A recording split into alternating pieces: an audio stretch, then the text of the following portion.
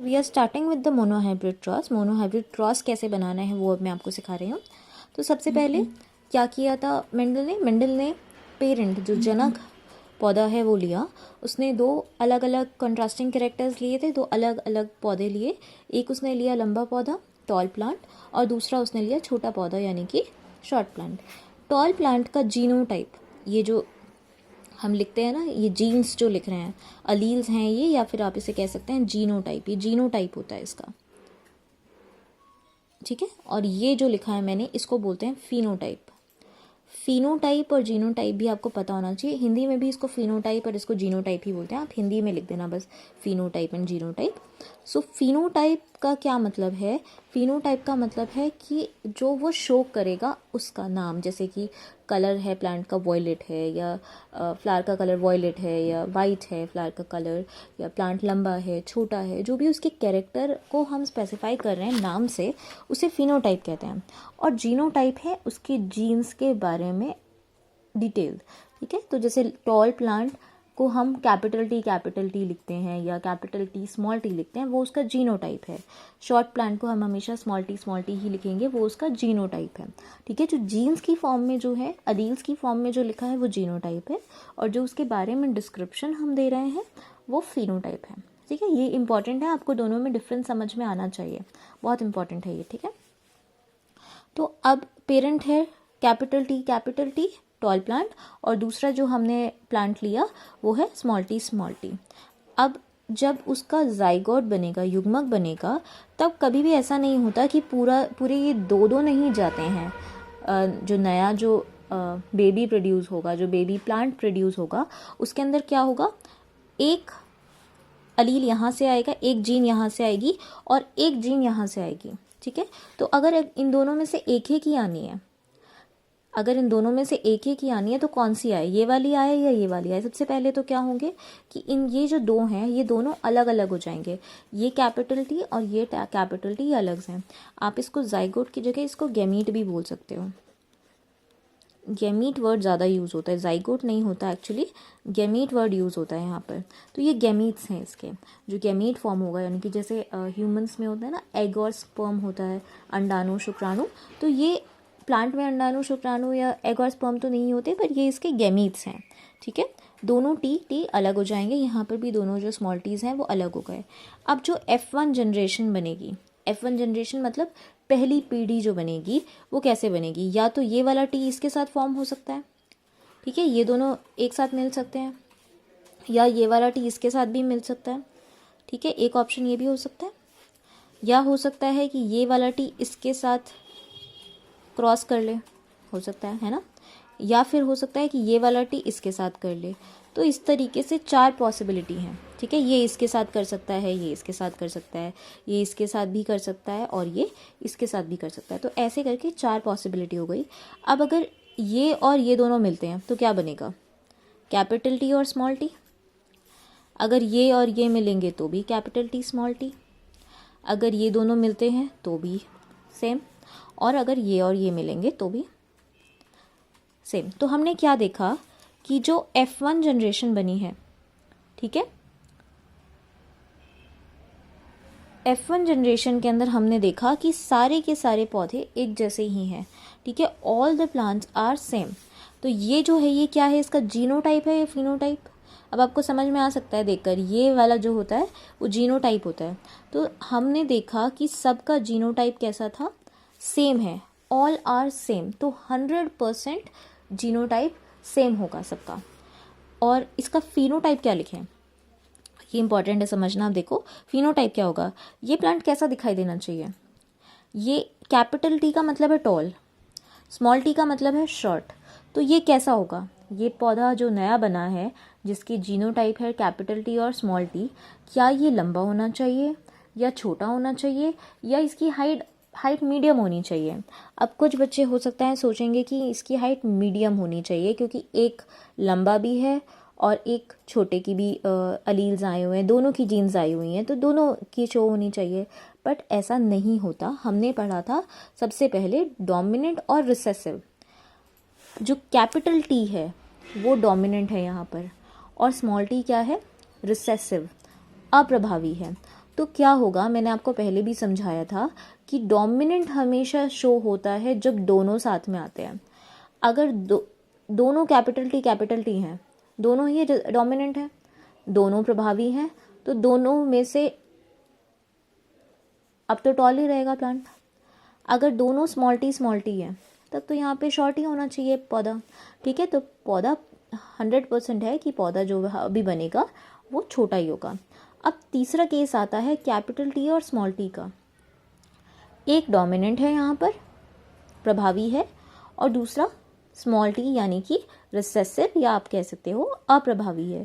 तो अगर प्रभावी और अप्रभावी, डोमिनेंट और रिसेसिव दोनों कैरेक्टर्स साथ में होते हैं तो हमेशा जो डोमिनेंट है वही शो होता है, यानी कि ये पौधा टॉल होगा, शॉर्ट नहीं होगा, ना ही मीडियम होगा।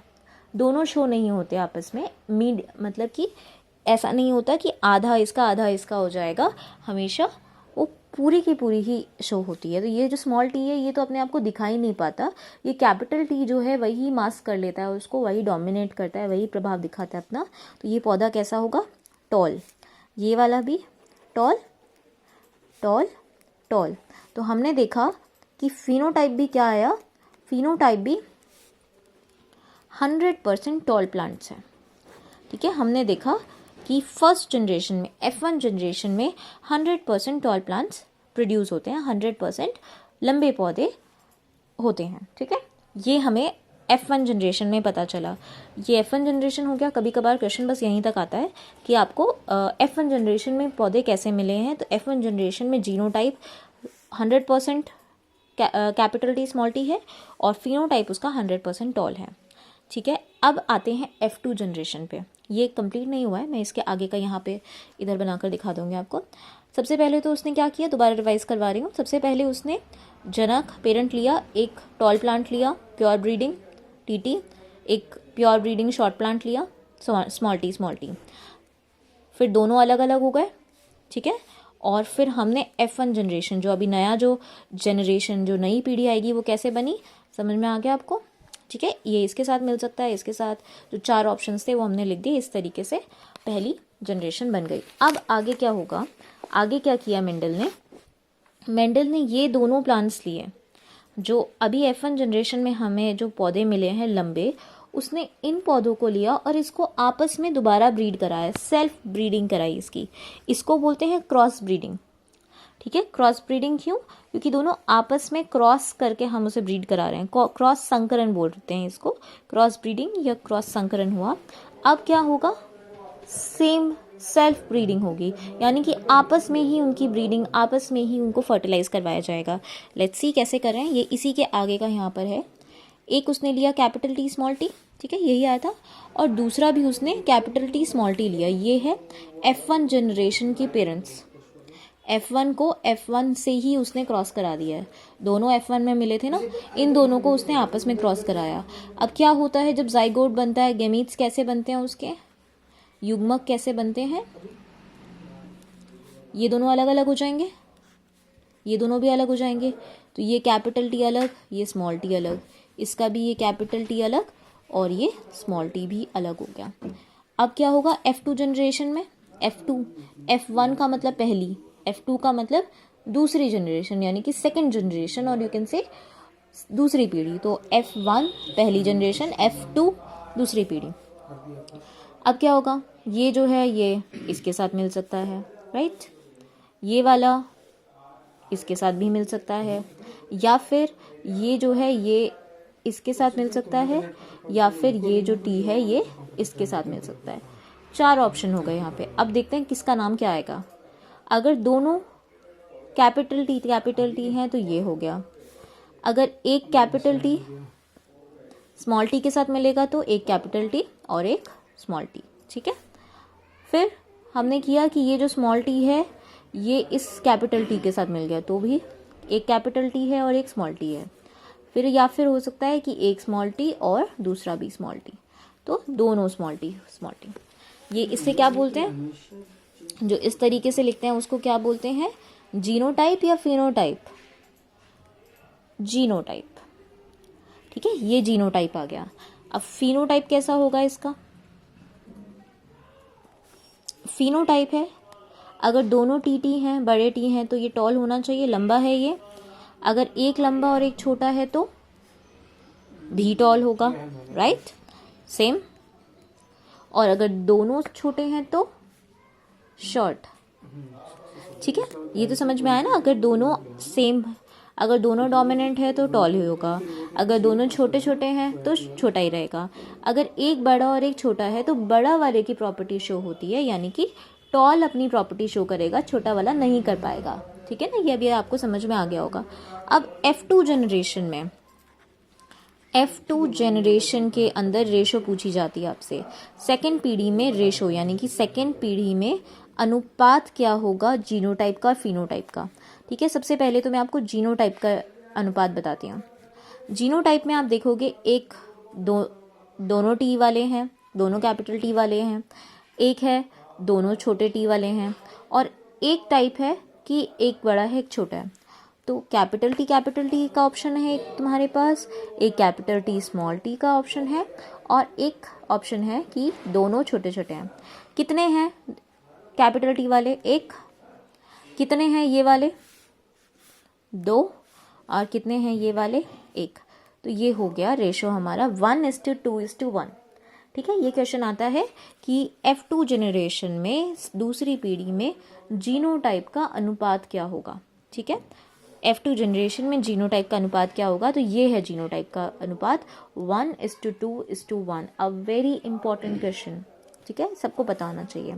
अगला क्वेश्चन पूछेंगे हम आपसे, फिनोटाइप क्या है। तो फिनोटाइप यहाँ पे दो टाइप के हैं, एक है टॉल प्लांट और दूसरा है शॉर्ट प्लांट। टॉल यानी लंबा पौधा और दूसरा है छोटा पौधा।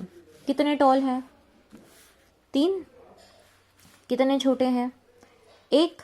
तो रेशो हो गया 3:1, और जीनोटाइप का रेशो था 1:2:1।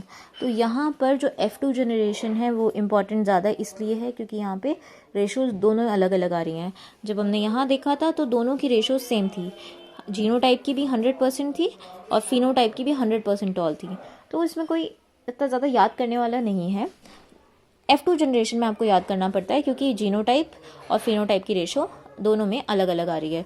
क्रॉस याद करना है, रेशोज याद करनी है। समझ में आ गया क्या याद करना है आपको? अब आते हैं हम लॉज के ऊपर, नियम के ऊपर। मेंडल ने इन दोनों क्रॉसेस के बेस पे, इन दोनों मोनोहाइब्रिड क्रॉस के बेस पे F1 और F2 जनरेशन के, ये दो नहीं है एक्चुअली, एक ही है, एक ही के सीक्वेंस आगे है। ये F1 जनरेशन तक था, आगे का मैंने F2 जनरेशन का आपको आगे दिखा दिया, बट ये पूरा इसी के नीचे से ही शुरू होता है। ठीक है, इसके बेसिस पे, इस क्रॉस के बेसिस पे मेंडल ने दो लॉज दिए। एक है लॉ ऑफ डोमिनेंस, प्रभाविता का नियम, और दूसरा है लॉ ऑफ सेग्रीगेशन, पृथक्करण का नियम। ठीक है, क्या मतलब है इसका लॉ ऑफ डोमिनेंस या लॉ ऑफ सेग्रीगेशन का? लॉ ऑफ डोमिनेंस, प्रभाविता के नियम का मतलब है प्रभाविता, डोमिनेंस आ रहा है, यानी कि कुछ डोमिनेंट और रिसेसिव कैरेक्टर्स के ऊपर होगा। तो इस लॉ का या इस नियम के अकॉर्डिंग उसने ये कहा कि जो नई पीढ़ी जो बनती है, जो संतति बनती है, जो भी बेबी प्लांट प्रोड्यूस होगा, जो नई संतति, जो नई जनरेशन में जो प्रोजेनी आएगी, उसमें कैरेक्टर्स वही शो होते हैं जो डोमिनेंट होते हैं। Always the dominant character is expressed while the recessive is not. ठीक है, रिसेसिव कैरेक्टर एक्सप्रेस नहीं होता, डोमिनेंट कैरेक्टर एक्सप्रेस होता है। ये उसने लॉ ऑफ डोमिनेंस में बताया था। ठीक है, ये हमने देखा भी था। अगला जो लॉ ऑफ सेग्रीगेशन या पृथक्करण का नियम है, उसके अकॉर्डिंग उसने ये बोला कि जो अलीज हैं, जो जनरेशन, जो जीन्स हैं, वो एक साथ नहीं जाते, जो गुणसूत्र हैं उसके, क्रोमोसोम्स हैं, वो एक साथ नहीं जाते, वो सेग्रीगेट होकर अलग अलग होकर जाते हैं। पहली बात, अलग होकर जाते हैं, और फिर उसने ये कहा, मतलब एक्चुअली ये दोनों जो नियम हैं ये साथ में ही चलते हैं। पूरा अगर हम इसको समझे तो इसका मतलब ये हुआ कि जो युग्मक है, गैमीट्स हैं, वो अलग अलग होकर नई पीढ़ी में जाएंगे, और उनमें से जो डोमिनेंट होगा, जो ज़्यादा प्रभावी है, वही अपने आप को दर्शाता है, और जो अप्रभावी लक्षण है वो अपने आप को, रिसेसिव कैरेक्टर जो है वो अपने आप को दर्शाता नहीं है। ठीक है, ये दोनों लॉज ही इंपॉर्टेंट है। एक लास्ट में एक टर्म बच गई है, हेट्रोजाइगस या विषम युग्मजी। हेट्रोजाइगस या विषम युग्मजी कैरेक्टर या लक्षण कौन से होते हैं? एक होता है होमोजाइगस, सेम। हेट्रोजाइगस मतलब अलग अलग, विषम युग्मज, यानी कि जो दोनों युग्मज हैं, जो दोनों गैमीट्स हैं वो अलग अलग होंगे, जैसे कि यहाँ पर हमने देखा। ठीक है, ये जो थे ये प्योर ब्रीडिंग थे, दोनों सेम है। लेकिन F1 जनरेशन में जो हमें मिला था वो हेट्रोजाइगस था, विषम युग्मजी था, यानी कि दोनों जो अलीज आए हैं, दोनों ट्रेट्स आए हैं पापा से और मम्मी से, वो दोनों अलग अलग आए हैं। एक से कैपिटल टी आया है, दूसरे से स्मॉल टी आया है, दोनों अलग अलग हैं, एक डोमिनेंट और एक रिसेसिव, एक प्रभावी एक अप्रभावी है। तो जब दोनों अलग अलग टाइप के होते हैं तो उसे हेट्रोजाइगस या विषम युग्मजी बोलते हैं।